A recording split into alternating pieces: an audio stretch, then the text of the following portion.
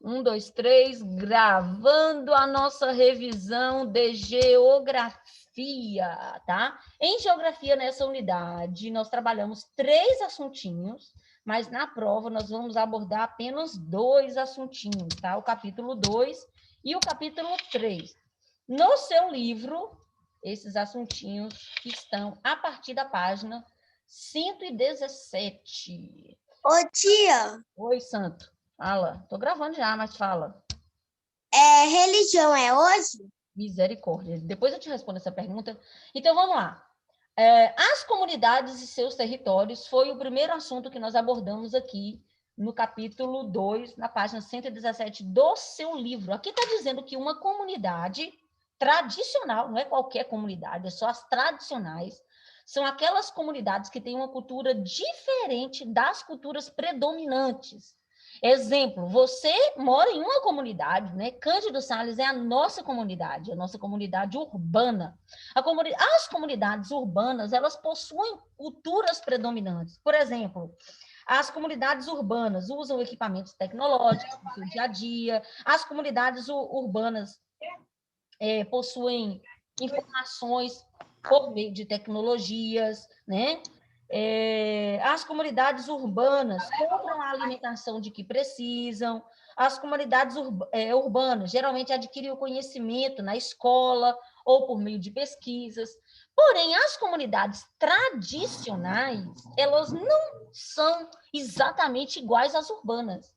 Elas podem até mesmo morar em uma cidade, mas o modo de vida delas e aquilo que elas fazem é diferente das nossas, das urbanas. Por exemplo, uma comunidade tradicional, ele se apega aos costumes dos seus ancestrais. Está escrito aqui, ó, no parágrafo 3 do seu livro. Se apega aos costumes dos seus ancestrais, geralmente tem a mesma religião que os seus ancestrais, né? Os seus hábitos culturais, ou seja, aquilo que eles costumam fazer, também era praticado pelos seus ancestrais. E esse conhecimento que eles têm é passado de um para o outro, por meio da conversa, da fala, né? O pai passa para o filho ensina para o outro filho, e assim sucessivamente, né? Então, a geração vai, geração vem, e o conhecimento é perpassado. Inclusive, um parêntese, no seu livro de português tem uma história de uma moça, de uma menina, de uma comunidade tradicional. Nós vamos estudar sobre ela amanhã, tá bom? Então, tá aí. Isso aí é mais ou menos uma característica das comunidades tradicionais. No Brasil, nós temos inúmeras comunidades tradicionais. Nós estudamos 2, a indígena e a quilombola, tá bom? Mas existem a dos seringueiros, dos castanheiros, dos quebradeiros de coco, dos pescadores, dos marisqueiros, dos ribeirinhos, dos pantaneiros, dos catingueiros, enfim, temos várias comunidades tradicionais. Na página 118 do seu livro, aqui na parte de cima da página 118, diz que as comunidades tradicionais, eles têm um profundo respeito pela natureza, porque sabe que é de lá que eles vão retirar aquilo que eles precisam para sobreviver. Tá? Além de ter um profundo conhecimento e respeito pela natureza, eles usam pouca tecnologia. E tem comunidade tradicional que não usa nenhuma tecnologia. Então, já difere da gente, né? Da comunidade urbana, porque a gente usa muita tecnologia. Eles ou usam pouca ou não usam nenhuma, tá? Outra coisa, a fonte de trabalho dessas comunidades é da natureza que eles retiram aquilo que eles consomem, ou é da natureza que eles retiram dinheiro, né? Por exemplo, aqui deu um exemplo aqui das quebradeiras de coco de Babaçu. Essas quebradeiras de coco aqui retira dessa árvore, né? A árvore do babaçu, produtos que eles vão vender para depois conseguir o dinheiro para comprar alimentos ou coisas que eles precisam. De qualquer forma, a fonte é a natureza, tá? As comunidades tradicionais possuem mitos, tá? Eles têm rituais associados à sua religião, e geralmente eles moram no mesmo lugar. A gente viu aqui na questão do índio, na questão do quilombo, o sofrimento deles para conseguir morar na terra dos seus antecedentes, né? Dos seus antepassados, perdão, porque eles dependem dessa terra para sobreviver. Na página 120 do seu livro, você vai pular aí vai para 120. Começou falando aqui sobre os índios, né? E vocês estão vendo aqui nessa página aqui, ó, nesse cantinho aqui, que os índios, eles possuíam 100% das terras do Brasil, até os portugueses chegarem, galera. Depois que os portugueses chegaram, houve uma mistura de índio com português. Quem tinha força, né, foi ficando mais para frente. Depois vieram os africanos, os asiáticos, os japoneses, enfim, miscigenou o Brasil. E o índio que já morava aqui, que era dono de tudo hoje, se ele quiser, ele tem que lutar para conseguir um pedacinho de terra. Então, a Constituição brasileira, que é a lei federal, a lei máxima do Brasil, diz que o índio, ele precisa ter seus, está escrito aqui, no seu livro, ele precisa ter os seus hábitos, seus costumes, suas tradições respeitadas e diferenciadas. Para isso, eles têm o direito de ter o lugar onde eles vão conservar esses seus costumes, essas suas tradições, né? Essa sua cultura diferenciada. Foi isso que fez entrar, ou não vou nem falar entrar, eu vou dizer assim, criar-se a lei de que o índio tem direito à terra em que ele mora, né? Essa demarcação de terra é abordada aqui no seu livro, na página 121, né? Essa demarcação de terra é o que o índio precisa. Porque, apesar do índio ser dono da terra por origem, quando os índios mais velhos foram morrendo e os novos índios que foram nascendo, muitos deles, vocês podem ver aqui na imagem, se misturou com o homem branco. Então, o homem branco, que a gente chama de homem branco, mas qualquer pessoa que não seja índio é chamado de homem branco, não importa a cor da pele, tá bom? O homem branco, o que fez? Foi excluindo o índio do seu direito de morar nas terras. Então, os grandes fazendeiros ou proprietários de terra começaram a invadir locais que antes eram apenas dos índios, suas fazendas, suas terrinhas onde eles sobrevivem. E para isso que o governo precisou demarcar a terra do índio e dar para eles um documento dizendo que aquela terra é deles. Esse documento, ele é dado por meio da FUNAI. A FUNAI, galera, a palavra FUNAI quer dizer Fundação Nacional do Índio, tá lá na página 120, que eu esqueci de mostrar. A FUNAI garante ao índio os seus direitos, como o direito à terra, o direito à saúde, o direito à educação, o direito a proteger sua cultura, né? Então, o que acontece? Essas terras demarcadas é só um meio de assegurar para o índio aquilo que ele deveria ter por direito, mas não tem, né? Então, o governo criou essa lei para que o índio tenha direito às suas terrinhas. Isso aqui, galera, é uma polêmica, até que agora está mais calmo por causa do coronavírus, mas passava direto brigas entre índios e fazendeiros, principalmente na região norte. Vocês podem ver aqui no mapa da página 122, que a região norte é onde concentra a maior parte das terras de índio hoje, né?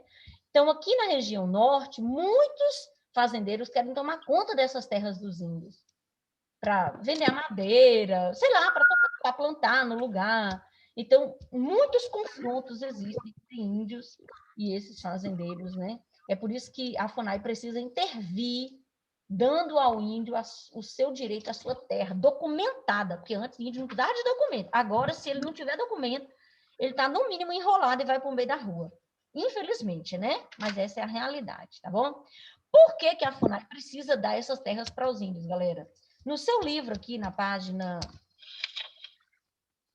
Não, nessa aqui, na página 124, essa aqui, ó, que tem essas bolinhas aqui, diz que a FUNAI, ela precisa dar essas terras, demarcar as terras para os índios, para permitir que os estados e os municípios protejam o índio, proteja e dê a eles um atendimento diferenciado e digno, né?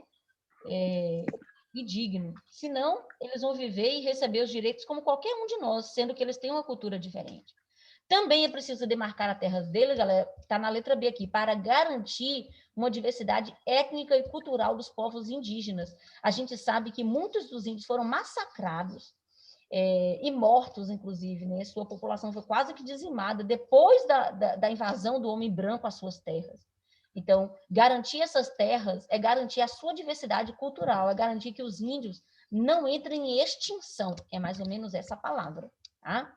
E também aqui na letra C diz que garantir aos índios as terras demarcadas é um jeito de conservar o ambiente, uma vez que os índios são protetores da natureza, porque sabe que delas ele depende para sobreviver. Tá? Então, dar a terra ao índio é um jeito de garantir a conservação e a proteção ambiental, beleza? Outra comunidade tradicional que a gente estudou foi essa aqui. De repente você não consegue identificar aqui, mas foram os quilombos, né? Quilombo é um local onde os escravos que fugiam se refugiavam. Nesse local, os escravos podiam viver da forma como eles viviam lá na África. Tem gente que acha que quilombo é coisa do passado, mas não é. O primeiro quilombo, ou quando a gente estuda sobre quilombo, a gente estuda o quilombo dos Palmares, que foi um quilombo muito antigo, né? O quilombo que o maior dos quilombos, que já teve de 15 a 20 mil escravos, foi criado por Zumbi dos Palmares no ano de 1694, porém, não é essa característica do quilombo. Tá? O quilombo é uma comunidade onde ainda hoje moram descendentes de escravos. Não existe mais escravidão no Brasil. Porém, os descendentes de escravos que mantêm a sua cultura.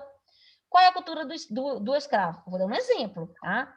A cultura do africano que trabalhou aqui no Brasil como escravo é jogar capoeira, é comer a feijoada. Eu não conheço muito eles, não, mas estou dando aqui um exemplo do mais básico, né? Então, onde essas pessoas praticam o seu estilo de vida, eles gostam de plantar, de colher, né? Então, os descendentes de escravos que moram em um lugar, em uma terra, que eles praticam esse tipo de cultura, eles são chamados de comunidades tradicionais. E assim como os índios, os quilombos têm direito a essa terra, mas até hoje é uma luta para que eles consigam essa documentação, né, de morar ali. Primeiro, eles têm que provar que eles são descendentes de escravos. Segundo, além de provar isso, eles têm que viver mantendo a cultura dos africanos, né? Então, é uma série de questões a serem consideradas em relação aos quilombos. Mas ainda hoje existem muitos quilombos no Brasil. Vou repetir, quilombo não é coisa do passado, é atual, existe no Brasil, são brasileiros que um dia foram descendentes de escravos. E eles vivem de forma separada, de forma diferenciada. Tem até um livro, um paradidático, depois eu vou pedir para vocês lerem esse livro, ele é muito interessante, tá bom? Então, quando os quilombos moram em seus territórios, eles ali vivem uma vida digna, trabalhando da terra, como eu disse, que eles gostam muito da agricultura, e produzindo aquilo que eles necessitam. Não é uma vida fácil. Muitas dessas pessoas não estudam porque o acesso à educação é longe. Então, não é uma vida fácil. Mas é algo que eles gostam de viver por manter ali de fazer, porque mantém ali as suas culturas, né? Beleza. O terceiro e último assunto estudado por nós, espaços urbanos e rurais, está na página 129 e 130, tá? Na página 130 do seu livro aqui, está falando sobre a vida no campo e na cidade. E aqui está mostrando a interdependência entre o campo e a cidade. A cidade precisa do campo, o campo precisa da cidade. A cidade tem fornecido para o campo elementos, por exemplo, de uso tecnológico, que vocês estão vendo aqui na imagem da página 130, né? Como esse... Vamos ver esse trem aqui, aqueles drone. Os drones, que muitos grandes fazendeiros usam para verificar a plantação, ou para monitorar o pasto, até mesmo para tocar o rebanho, né? Muitos fazendeiros usam aqui o drone. Então, a cidade colaborou com isso aqui. Para que essa tecnologia chegasse no campo, ela veio da cidade.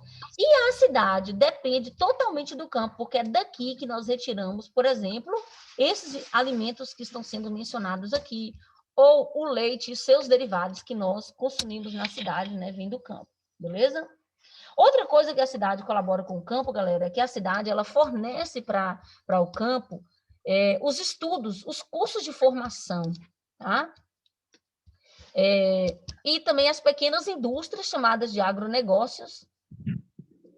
Já começou a sua aula?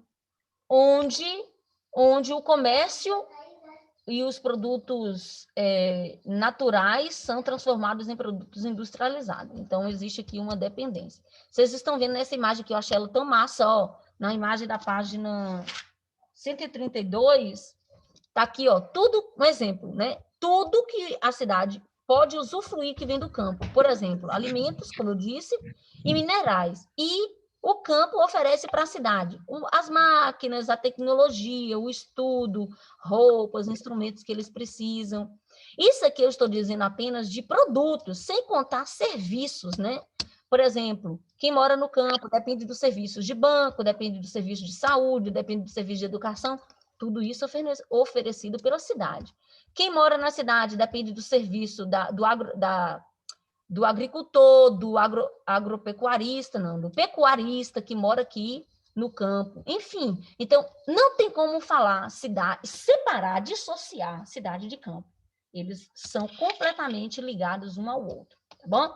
Eu só, para finalizar, eu queria mencionar aqui, galera, que o campo, com o passar dos anos, ele tem sido invadido por uma onda de tecnologia. Isso é muito bom, né? Por quê? Os produtos, como essas máquinas que vocês estão vendo aqui na página 133, as máquinas, elas tornaram e facilitaram e fizeram com que o campo produzisse mais e mais rápido. Porém, uma desvantagem é que causou o desemprego de muitas pessoas que trabalhavam e dependiam do trabalho manual, como vocês estão vendo aqui nessa pintura de Ebert, né? De Roger Ebert. Então, o que acontece, galera? Essa tecnologia, quando chegou no campo, ela provocou êxodo rural. O êxodo rural foi quando as pessoas saíram do campo para ir trabalhar na cidade, porque no campo não tinha mais tanto emprego como tinha antes. Entendeu? Então, o uso da tecnologia no campo fez com que muitos trabalhadores ficassem sem o seu emprego. Aqueles trabalhadores que, por exemplo, não conseguem atualizar seus serviços, seus estudos, não conseguiam aprender a mexer com a tecnologia, não tirou carteira para mexer em umas máquinas dessa aqui, porque não é qualquer um que sabe mexer mesmo. Então, essas pessoas simples e humildes acabaram saindo do campo e foram morar na cidade. O que aconteceu? Quando chegaram na cidade, elas não encontraram lá uma vida fácil. Primeiro porque a cidade, estou dando aqui um exemplo aqui embaixo, não tinha estrutura para eles. Eles não tinham dinheiro para pagar aluguel ou para comprar um terreno, então tiveram que construir casas em lugares inapropriados, né? Criaram as favelas, hoje chamadas de comunidades. Nesses locais não existia um saneamento básico, parecendo aos da Idade Média que vocês fizeram na prova hoje. Aumentou-se a criminalidade, porque quando alguém está passando fome, geralmente vai roubar, vai, né, fazer coisas erradas para tentar cuidar da sua família. Não estou dizendo aqui que justifica, mas houve um aumento da criminalidade. Então, de certa forma, isso tudo foi causado por causa do uso da tecnologia no campo, né? O êxodo rural fez com que isso tudo aumentasse no Brasil. Começou ali por volta de 1960, teve seu ápice lá no ano de 1980, que foi quando eu nasci, né? Há 40 anos atrás, 41, né? Vai fazer. Mas é mais ou menos isso aí, galera, que a gente estudou.